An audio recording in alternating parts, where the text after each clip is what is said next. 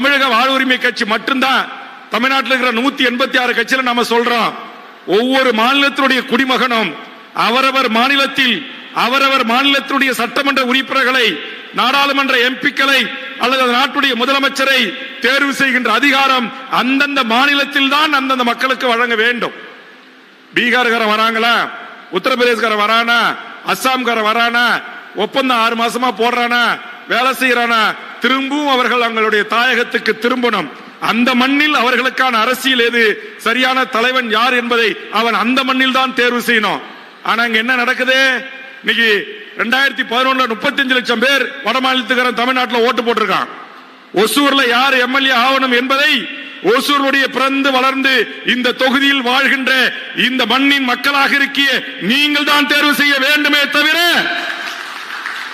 டாடா நிறுவனத்துக்கு வேலைக்கு வந்திருக்கிற 15,000 வட மாநில தொழிலாளர்கள் ஓட்டு போட்டு தேர்ந்தெடுக்க கூடாது.